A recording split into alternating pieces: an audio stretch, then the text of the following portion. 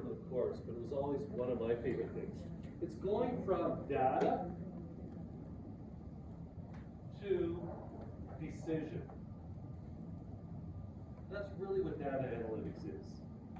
Going from data, especially a course called business analytics and decision making. So data analytics converts raw data into actionable insights. Using tools, technologies, processes to find trends, solve problems using the data. What can it do? It can shape your business processes. It may change your inventory, how you stock your inventory. The Walmart near where I live, there's always one or two. You know those little mini fridges? They're only about that big. They stock one or two. When my daughter went away to school, we went into the Walmart there. You go in the front door of Walmart, there were all these skids of like all these mini fridges for the students. Someone obviously just kept track. Decided, okay, we're going to ship them where we're going to sell them. Where I live, there's no schools near me, no colleges, no universities. So their business process is, why have mini fridges there? Homeowners and people in apartments don't tend to want little tiny mini fridges, whereas students and people in smaller units do. So data analytics, raw data and actionable insights. So it's going from data to decision.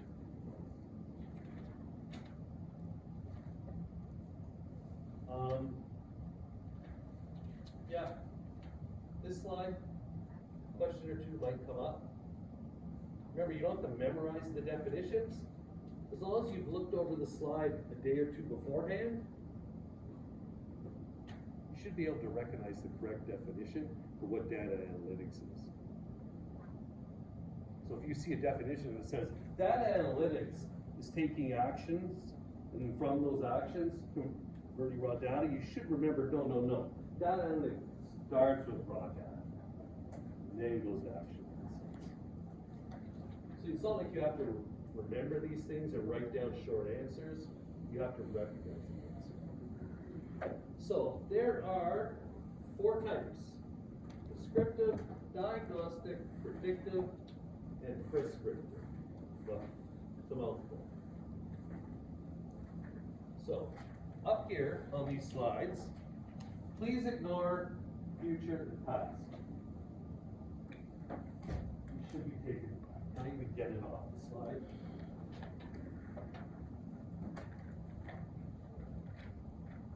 No. Well, that's better.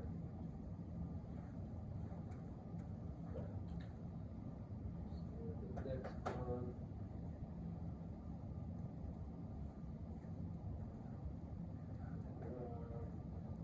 This one.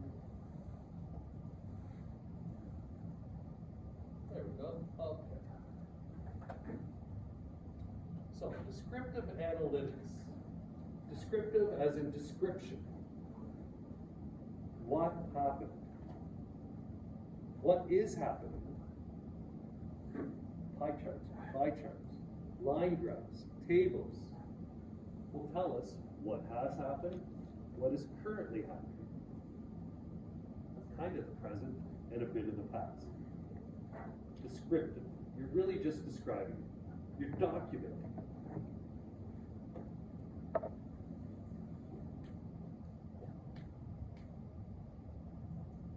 Next one, diagnostic. Why it happened. You drill down. Drill down is going to a greater level of detail. It's going from, it's like going to the beach and if you scoop up a bunch of sand, that's sand. Drilling down is like starting to break it down, filtering it through to get to if there's anything in it. Same thing with data. It's going down to more granular detail. That's diagnostic. You try to find why it happened. You start to put different things onto charts. You'll put like weather and clothing sales. You probably don't sell a lot of heavy jackets in the summer. So if you start to put the dates and the months and put the temperature and put your clothing sales, you'll start to notice certain clothing sells at certain times of year. That's diagnostic analytics. Why did it happen? what happened, why it happened. Predictive, you want to predict, you want to make accurate forecasts. Forecasting.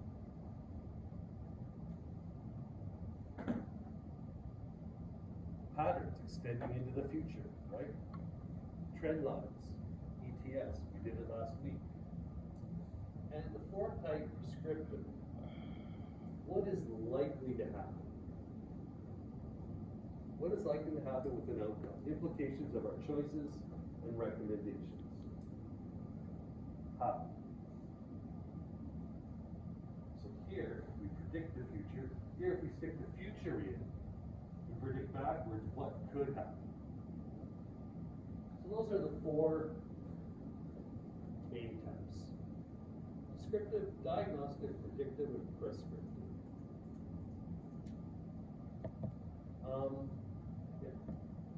Okay, some terminology here. And according to my notes, this slide actually, yes, generates 4 or 5 questions. So what is natural language processing? Making computers understand to respond to spoken and written human language. We're starting to get used to that now and just take it for granted. Sort of like, Siri, what time is it?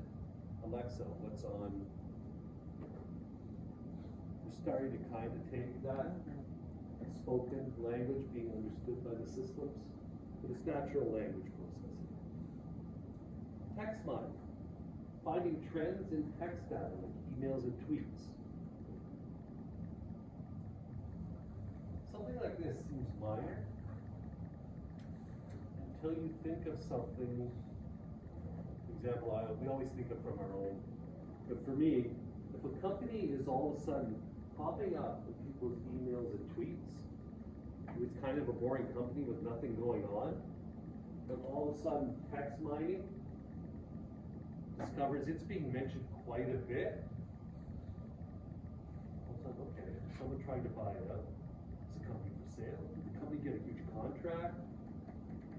All of a sudden, text mining becomes critical. What's going on with that company? Why is a company that's so boring all of a sudden starting to generate a lot of text? It suddenly becomes important. And I have no proof, but I'm pretty sure governments will use that also, just to keep track of rises. There are certain keywords popping up. Sort of the old, if you go to the library and check out books on making, bomb making, all of a sudden you might get a visit. If you check out books on all sorts of weapons, you might, if someone ever kept track, you might get a visit. Text mining. Sensor data analysis. Using sensor data for maintenance, shipment tracking, business processes. And outlier analysis. Anomaly detection. Finding data points and events that deviate from the data. They may be true data points. They may be events that did occur. But they generate, what's the outliers? Those we'll want to remove. They're not usually valid. One example, here during lockdown, alcohol sales got insane. People were locked at home with nothing to do. Junk food. All sorts of things were distorted. They were anomalies. Things that don't usually happen. Leisure wear. I mean, I gotta admit, I kept teaching online. I always wore golf shirts. And the rest of the time, I just kind of wore shorts because the camera never went down. So I was just always in shorts and flip-flops. I wore the same shirts. I always wear this shirt. I have a whole closet of these shirts in the boat. Drives my daughter nuts. It's like, Dad, all your clothes are down. I'm like, well, I kind of wear it every day. But during lockdown, it was like with shorts. The worst part was the first week of lockdown, one of my students had his camera on, And since it was new to everyone, he forgot to tell his wife he was in class. She came strolling out of the shower, across behind him, across the room, had a class of 40 people all at. The poor guy, I felt so bad for him. So I just kind of stopped the class and said, look, everybody, we're all new to this. Everyone just take a breath. And Rob, by the way, talk to your family. Our coordinator, Brian Stade, I think it was his dog that like went across, like, got on his desk, and you could see the dog go strolling across the camera. These were all anomalies, right? It was something new. We weren't used to being locked at home. Another anomaly, autos. Because of the chip shortage, auto prices went crazy. These are all data points. So outlier analysis. So those are 4 things regarding techniques and types of analysis to keep in mind. You notice I got some red ink and some yellow on that page. Reviewing the test, there's a few questions on this. Okay, data analytics should increase operational efficiency. That's why if you wonder sometimes, how does this course tie into supply chain? It's almost like this, where this course is very important in terms of supply chain. You need data analytics. Companies streamline their processes, reduce losses, increase revenue. What goes where and when and how much? You need analytics. Predictive maintenance schedules. These are all data analytics. Here are some examples. Real life companies that use it. For example, hockey is big in Canada especially. In North America, they use analytics.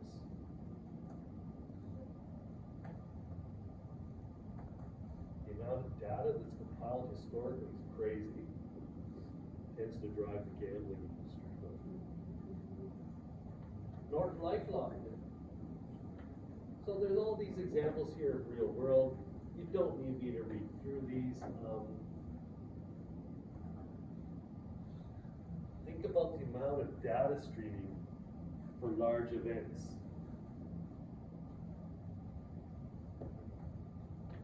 Just the massive data. If you think about Super Bowl here, if you think about World Cup, all these things, the number of people on, the amount of data being streamed.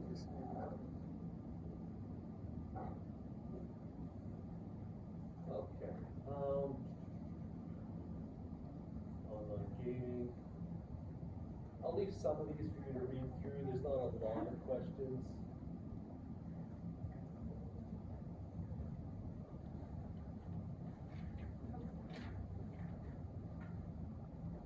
Slicing data, yes.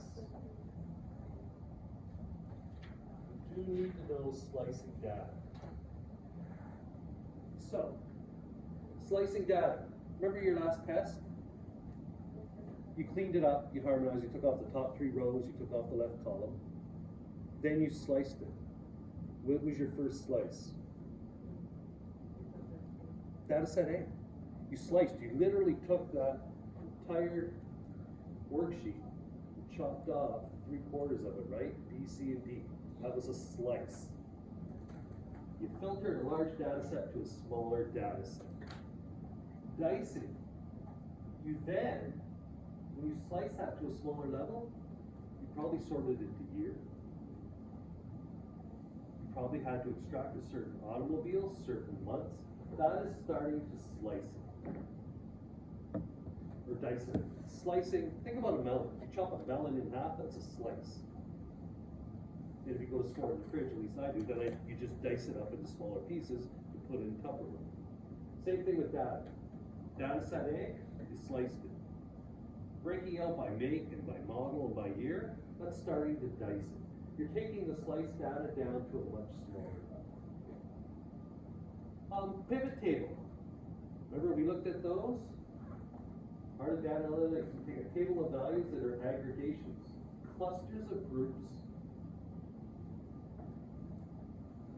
which is an aggregation, a group or cluster of groups of individual values from discrete separate categories. Remember, you could drag and drop the categories to build your table.